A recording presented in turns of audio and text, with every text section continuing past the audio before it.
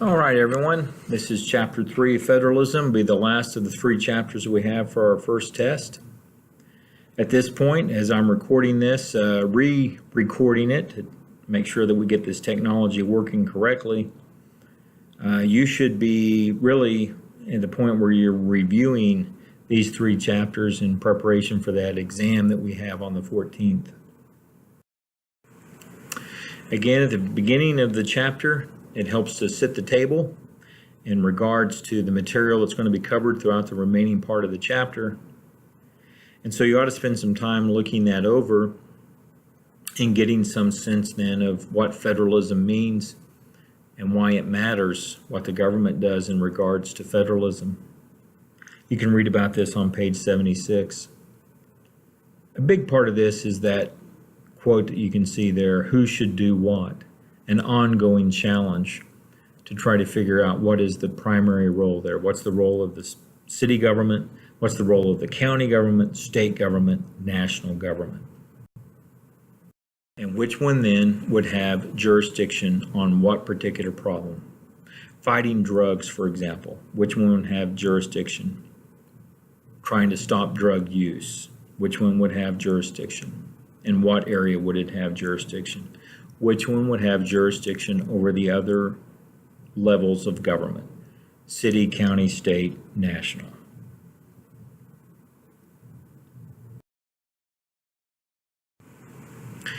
We can see in law enforcement, it's a good way of introducing these different levels of government. You have Federal Bureau of Investigation at the federal level. At the state level, you would have Highway Patrol. County level, you'd have a sheriff's department. In the city level, you'd have police department. So again, think about law enforcement.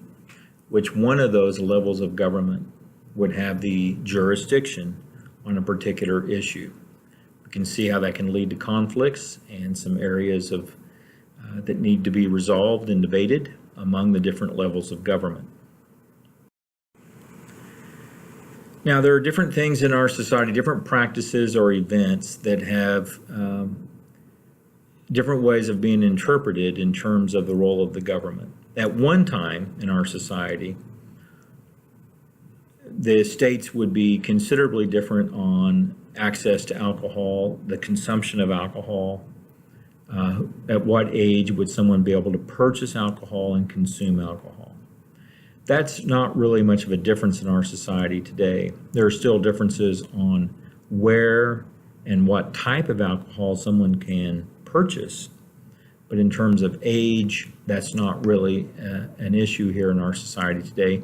And we'll talk about the federal system that resolved that conflict on drinking age.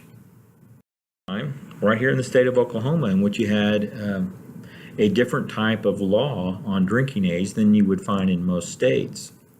You had an uneven drinking age law. Before 1976, in the early 70s, you had a situation in which it was 18 for females to purchase alcohol, but 21 for males. So this law was challenged and argued that it was a form of gender discrimination and that it violated the Equal Protection Clause of the 14th Amendment. The Supreme Court ruled that that was indeed the case.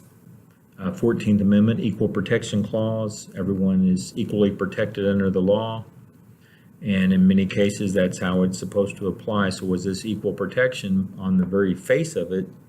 It certainly wasn't. And was there a good enough reason constitutionally to keep the drinking ages uneven like that? And the court ruled that there wasn't a good enough reason. It was, in fact, not a justifiable form of discrimination. When we get to Chapter 5, we'll explore the concept of justifiable discrimination. Are there times in which it makes sense for some people? It's understandable that some people might be discriminated against. And there may be situations in which that's the case. If there's a firefighter test, for example, and you have to have a certain kind of upper body strength to be able to be a firefighter. If that turns out to be discriminatory against one gender more than another is an acceptable form of discrimination due to the job that a firefighter is supposed to do. And that can be one of the ways of looking at acceptable discrimination. But this was not acceptable discrimination to have an uneven drinking age. So when we look at the Drinking Age Act in the 1980s, during the time of the Reagan administration, there were states that had the drinking age at 18, other states at 21. So to get to a situation in which every state would have its drinking age at 21, the federal government passed a law that allowed states to still keep their drinking age at whatever age they would want. However, if they did not raise their drinking age to 21, the individual states, they would lose highway funding. And so that's the way of the national government getting the states to follow what the national government deemed to be appropriate. And by the end of the 80s, all states had in fact raised their drinking age to 21.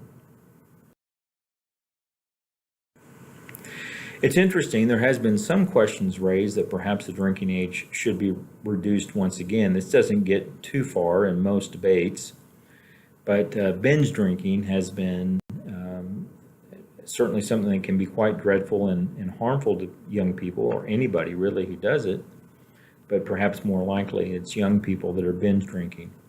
Are they more likely to binge drink, get into parties and drink massive amounts of alcohol because the drinking age is at 21 and they have limited opportunities to drink? That's at least one of the arguments. So if the drinking age was reduced to 18, would there be fewer situations of binge drinking? I'm not really sure if that's the case or not, but at least that's an argument that's made by some college presidents. And there's been about 100 college presidents across the United States that have actually signed on in support of reducing the drinking age. But that doesn't really get too far, but that's at least one argument that's been made there. So when we look at the differences among the states before we had a Supreme Court ruling on same-sex marriage, you had differences there where some states would allow for same-sex marriage and other states would not. Can we have a situation in which we have marriages that are different in one state over another? You know, do you view marriage as a contract? And if you do, should that contract be supported in one state over another? So if one state had same-sex marriage and another state did not, but the state that had the same-sex marriage is where two people were married, then when they go back to that state, does that contract need to be honored? And that was where we were going as a country to debate that issue. That was resolved by a Supreme Court ruling that it was a violation of the 14th Amendment to not allow for same-sex marriage. What added to that complication was another layer of government that we have in many parts of the state of Oklahoma, and that would be tribal government. So in tribal government, you could have then a jurisdiction where a tribe would allow for same-sex marriage. And if the tribe recognized that marriage, should other parts of the state, other tribes, now recognize that marriage as well as a contract if it's taking place in one tribal jurisdiction. So again, resolved by the Supreme Court ruling. And this is a big part of contracts, right, would be the full faith and credit clause. So as I mentioned in our notes, you know, what kind of situation would we have as a country if you were now starting to allow people to no longer have to follow a contract as soon as they left the state? You could certainly see lots of problems that might emerge from that, right? People no longer paying their obligations for a mortgage or a car loan on down the line. And so here we can see the importance of the full faith and credit clause.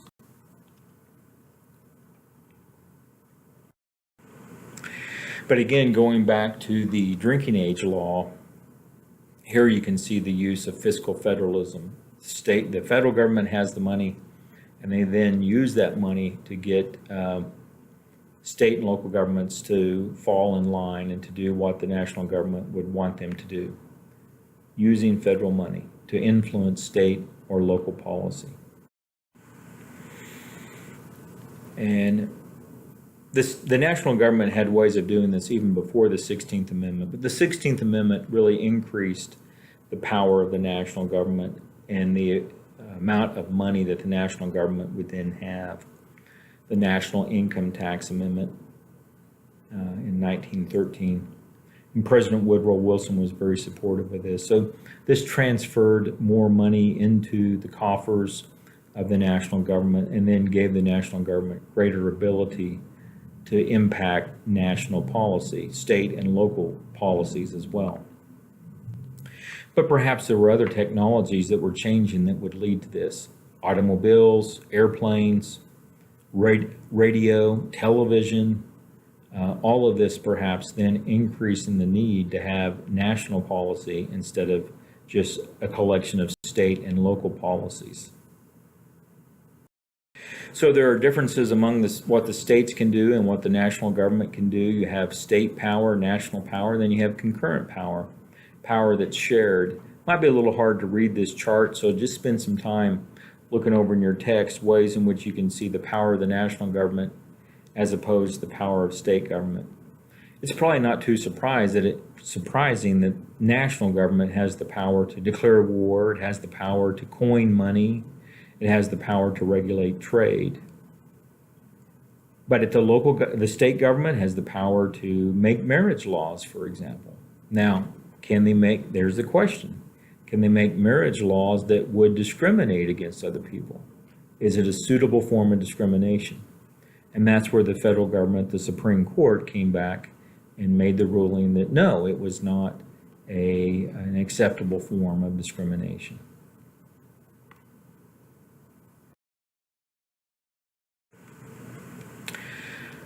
Are there times in which there needs to be a national policy to avoid calamities among the states? And that was the argument used here in Helvering v. Davis, 1937, involving the old age benefit program we know as Social Security. So the outcome of the ruling was that it would be better for the national government and better for the states to have one policy on old age benefits rather than a collection of policies among the states. And so you can see that in the second bullet point here. It was a majority opinion written by, most Supreme Court decisions are written by one justice. Benjamin Cardozo wrote that opinion, 7-2 decision. So you would have unevenness in benefits among old age benefits. And so now you have people with roughly the same benefits from one state to the next. It's a better off system as far as the courts are concerned to have it that way than a state-by-state policy. Now, when you have a national policy, or even a state policy for that matter, you still have to have people that are able to put that policy to work. So even if you have a national policy, how effective is it? It still has to be done at that local level. So in education, for example, when it comes to putting a policy to work, it's that, like the picture you see here, this teacher is the one that has to come up with a way of making sure that that policy will work.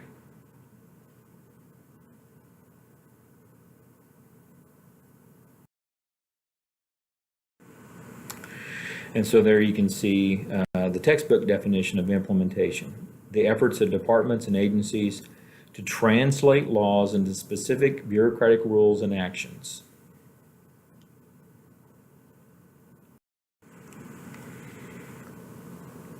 All right, we can also see then if you have different levels of government, in order to coordinate among those levels, sometimes there needs to be some innovation.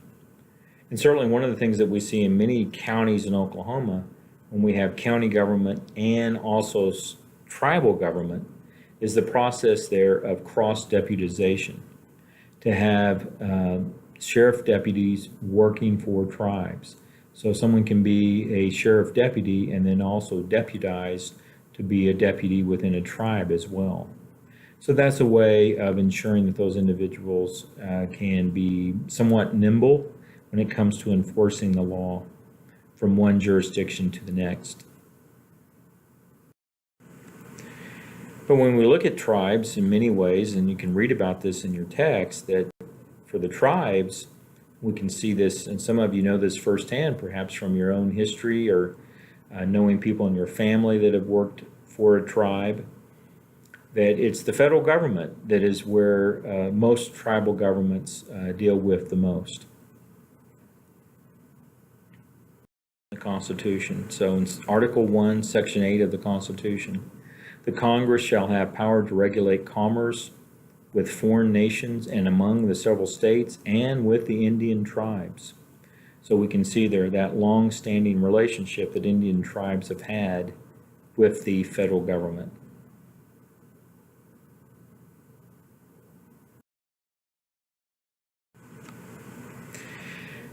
So if the national government has funding, then you're now left with the question of how can that funding be dispersed back to state governments? And that comes back in the forms of grants. So this is one of the types of grants, a categorical grant. You can read about this starting on page 93.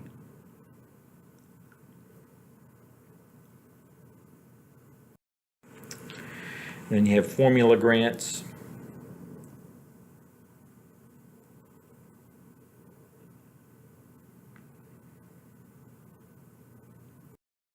Block grants, less narrowly defined. This particular picture here is showing the Community Development Block Grant, which was very important in rebuilding downtown Miami, for example. We have different court cases that deal with different aspects of federalism. This is a very important court case that you should devote some time to. You can read about it on pages 85 and 86 in your text. And it deals with the Commerce Clause and the power then implied in Congress. It also deals with the Necessary and Proper Clause and the establishment of a national bank. And so it doesn't specifically say in the Constitution that Congress shall establish a national bank, but if regulating commerce is an important part of what Congress does, can that be done through the establishment of a national bank? And so perhaps there can be institutions created without the specific mention of that institution through the Necessary and Proper Clause.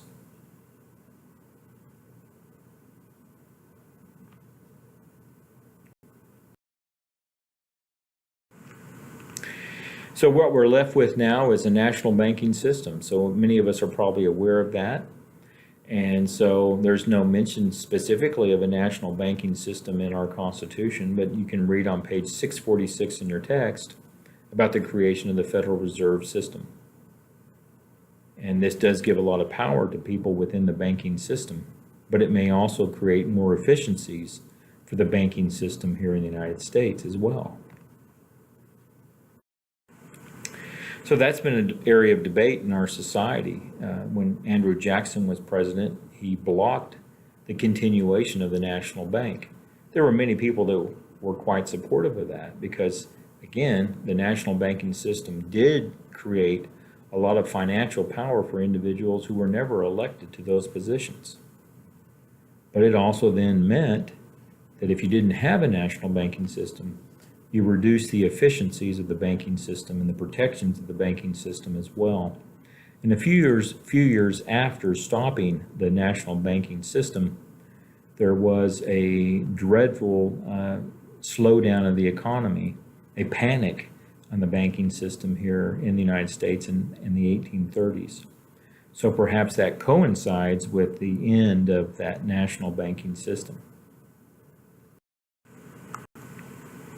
And here we have another way of looking at the Commerce Clause and looking at state boundaries and geography and who regulates interstate commerce when you have a water system between states. Is that really opening itself up to say there has to be a way of resolving these differences, and the way to do that is to turn it over to the federal government, that it's to be regulated in that way, not among the states.